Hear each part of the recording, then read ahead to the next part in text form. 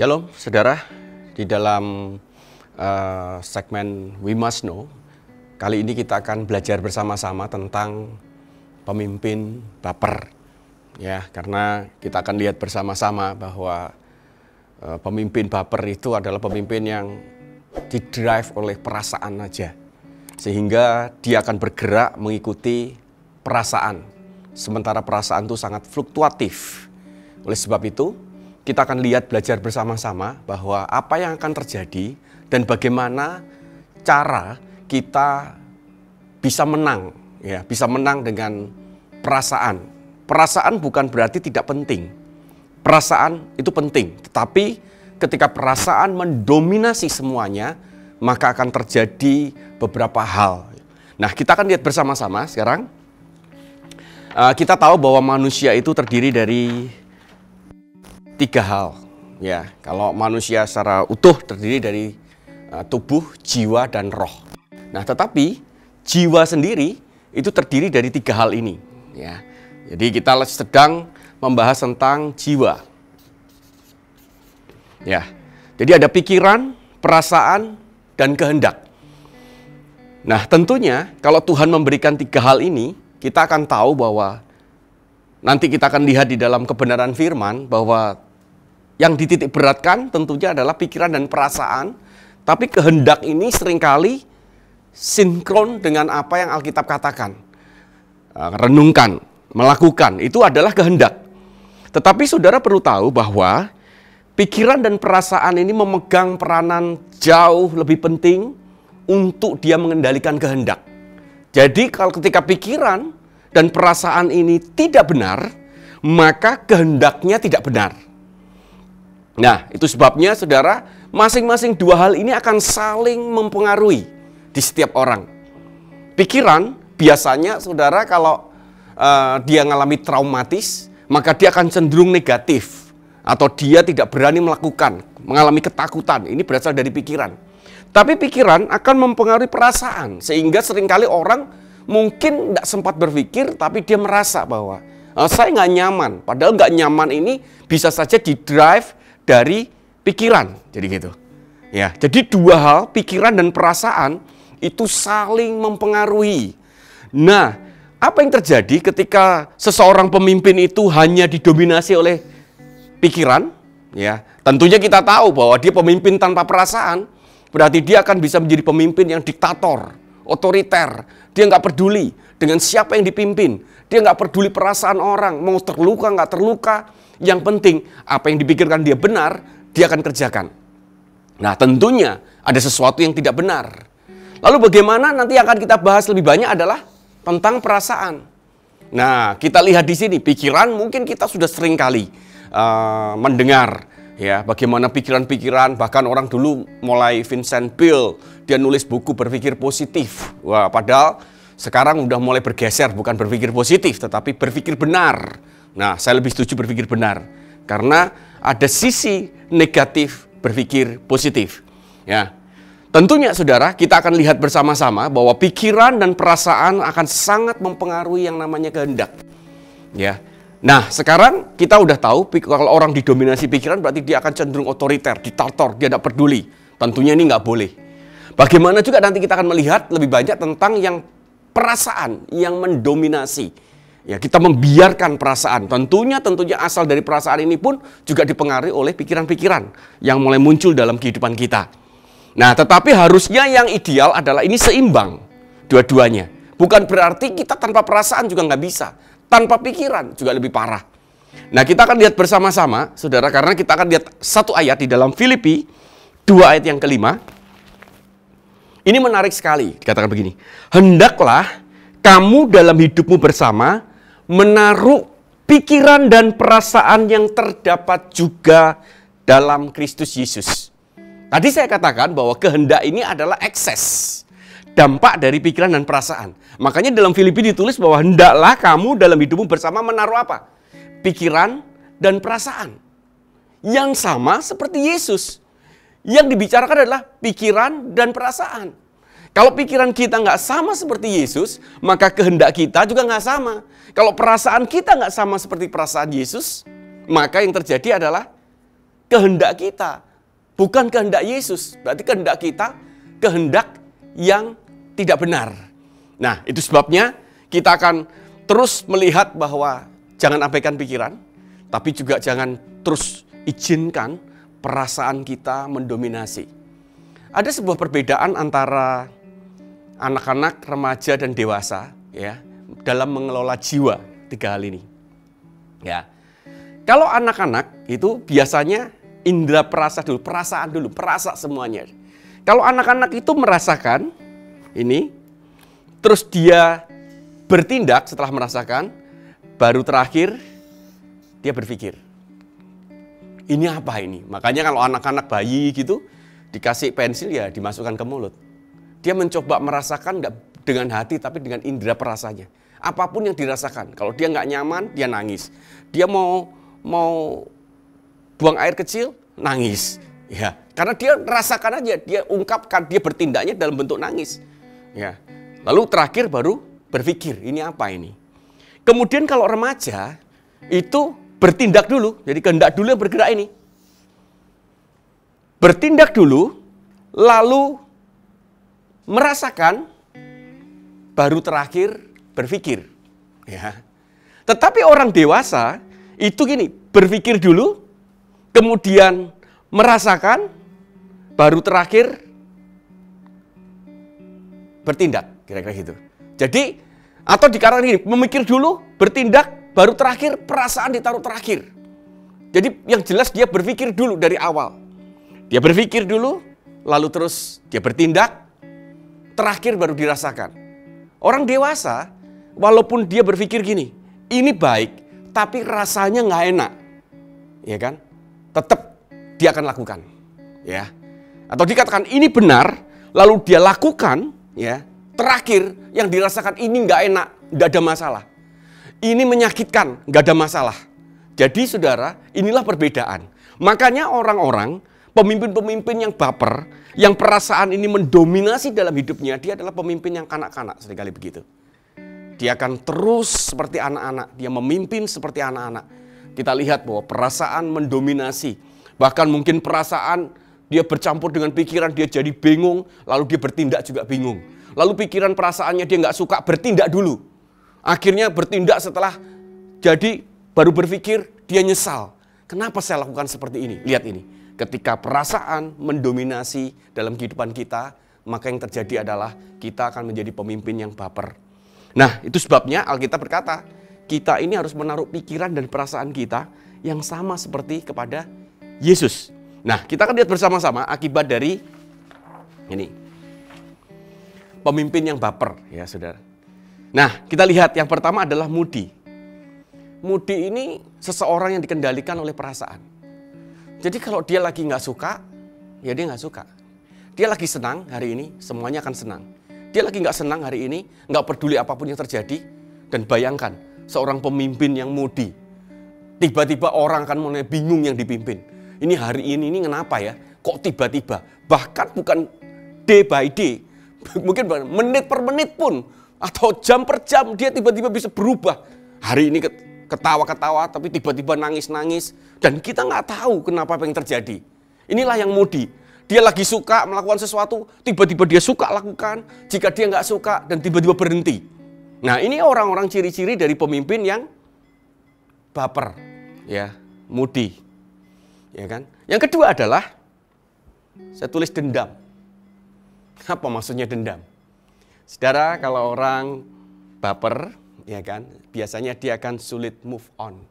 Move on dalam apa? Apapun, termasuk dalam luka. Ya, luka yang terjadi seringkali pikiran menguatkan ketika dia dilukai dan kita tahu semuanya bahwa siapa sih yang tidak pernah terluka? Siapa sih yang nggak pernah melukai? Kita bisa melukai siapapun tanpa kita sadar bahwa kita melukai. Atau bahkan orang itu bisa tidak sadar kalau dia melukai yang lain. Atau bahkan dia akan terluka tanpa orang lain itu sadar bahwa dia melukai. Tersenyum aja bisa melukai. Memandang bisa melukai. Kalau memandang yang salah. Tersenyum dikatakan senyumnya sinis. Jadi artinya luka melukai itu bisa terjadi kapanpun. Bayangkan kalau dia adalah pemimpin baper. Apa yang terjadi? orang tersebut tidak bermaksud apapun dan tiba-tiba dia tersenyum, dia melihat dan dia terluka. Nah, karena dia tidak bisa move on, karena perasaan diberi makan terus, maka apa yang terjadi, saudara? Dia menjadi orang yang dendam, pendendam, tidak bisa mengampuni. Kalau ada orang salah, dia terus simpan dan diberi label biasanya. Jadi orang ini akan menjadi labeling. Dia label orang ini bahwa orang ini udah nggak benar. Orang ini selamanya di dalam matanya dia tidak ada kesempatan. Bagaimana dia bisa melahirkan pemimpin? Nggak bisa. Pemimpin baper, sekali salah akan salah selamanya. Bahkan dia akan cenderung menjadi orang yang pendendam. Kemudian yang ketiga adalah tidak stabil. Apa artinya tidak stabil? Yaitu tadi, fluktuatif. Emosi itu fluktuatif. Sekali lagi bahwa emosi itu dibutuhkan. Perasaan dibutuhkan, tetapi ketika seseorang mengikuti perasaan yang tidak menentu, waktu demi waktu dirubah, akhirnya dia tidak stabil. Dia dalam kadang-kadang tiba-tiba dia melakukan dengan giat, tiba-tiba menghilang, ya, tiba-tiba muncul dengan excited, dan tiba-tiba dia marah dan menghilang, dan dia mengasihani diri sendiri, terpuruk dalam hidupnya. Bagaimana dia bisa menjadi pemimpin jika dia terus beri makan perasaannya dia? Dia akan menjadi orang yang tidak stabil di dalam kehidupannya. Emosinya tidak stabil, orang berkata begitu. Ini berbahaya sekali.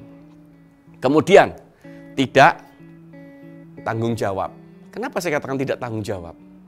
Bagian yang terpenting dari seorang pemimpin adalah tanggung jawab. Ketika dia mengambil sebuah tanggung jawab. Ketika siapapun yang dipimpin, mereka melakukan kesalahan dan endingnya tetap yang salah adalah pemimpin. Bahkan seringkali saya katakan bahwa pemimpin itu selalu salah. Ya, kalau saudara siap jadi pemimpin, saudara siap selalu salah. Karena apapun yang terjadi, tanggung jawab semuanya ada di pemimpin, di pundak pemimpin. Siap untuk melakukan semuanya itu. Kenapa tidak mau tanggung jawab? Karena tanggung jawab itu tidak enak. Tanggung jawab itu membuat perasaan kita tidak nyaman. Berbeda ini, ketika kita berpikir bahwa itu benar, tapi perasaan mengatakan aku nggak suka, tapi pemimpin baper mengatakan enggak. Makanya saudara, orang pemimpin baper ini akan selalu lari dari tanggung jawab. Karena tanggung jawab ini tidak membuat dia nyaman. Tanggung jawab tidak membuat dia nyaman, enak.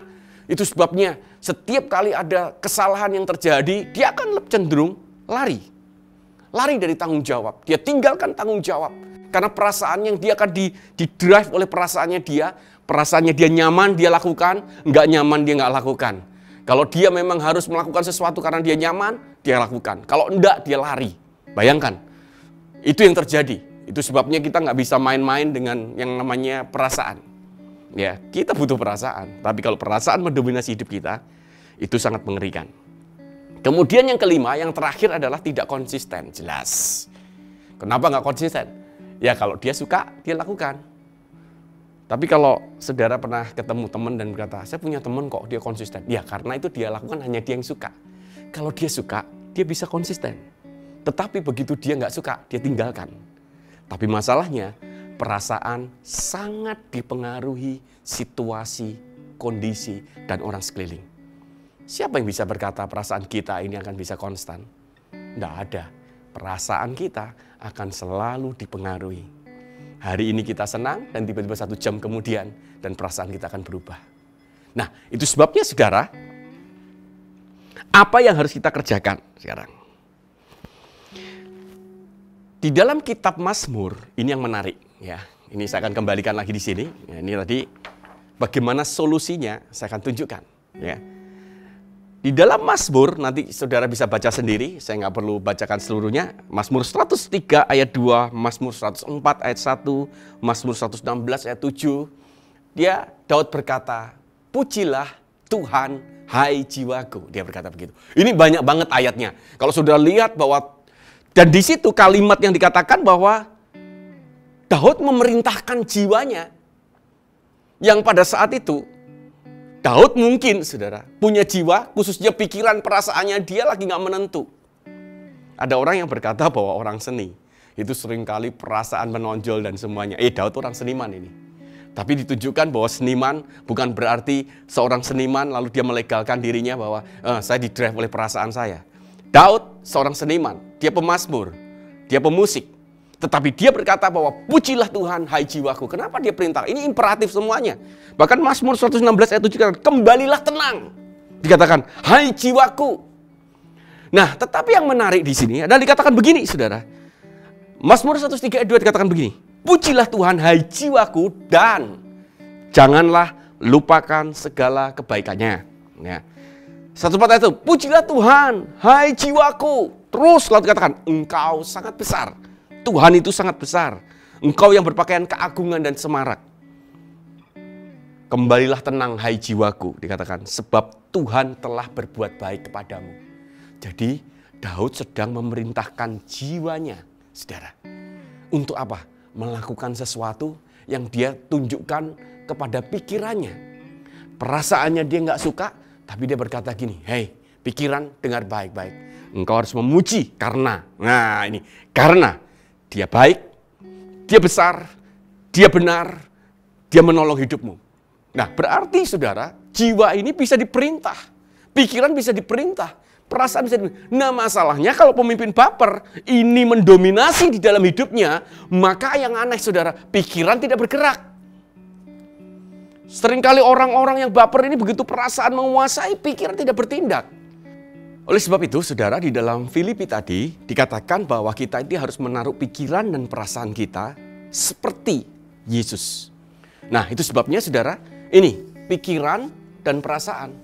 Nah, seringkali yang terjadi, seperti tadi yang saya katakan, ketika pikiran kita nggak kita letakkan hanya perasaan yang mendominasi, seringkali perasaan ini meniadakan pikiran. Sehingga orang berkata, ini orang nggak logis. Kenapa? Karena perasaan mendominasi. Nah, apa yang harus kita lakukan adalah pikiran dan perasaan ini kita taruh kepada Yesus. Yesus itu adalah kebenaran. Maka saudara, yang harus kita lakukan adalah taruh kebenaran di atas pikiran dan perasaan. Makanya saudara, firman itu mesti dilakukan kehendak. Nah, saudara, bagaimana bisa melakukan jika pikiran dan perasaanmu itu tidak setara dengan kebenaran, yaitu Yesus? Makanya saudara, bukan main-main ketika kita menjadi seorang pemimpin, kita nggak pernah merenungkan firman. Maka yang terjadi seringkali perasaan akan mendominasi kita dan akan ditunjang oleh pikiran. Pikiran yang nggak sesuai dengan kebenaran.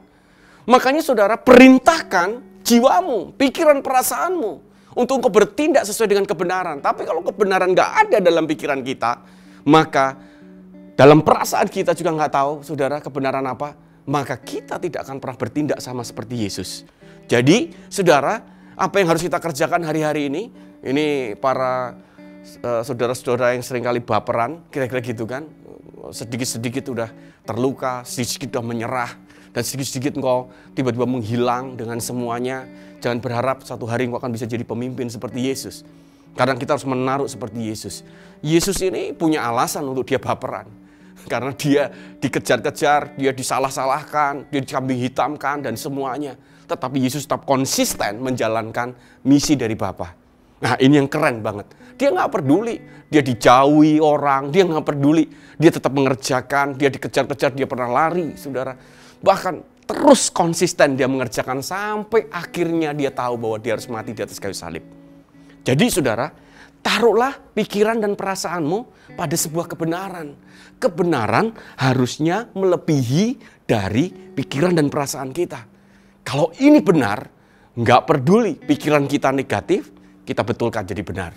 Perasaan kita nggak menyetujui, kita harus perintahkan untuk kita tetap berjalan. Itu sebabnya saudara, taruh kebenaran di atas pikiran dan perasaan kita. Nah, saudara, orang-orang akan menjadi dewasa, saudara, ketika keputusannya tidak mengikuti perasaan. Atau artinya perasaannya ini akan mengikuti keputusannya dia. Jadi bukan keputusan mengikuti perasaan.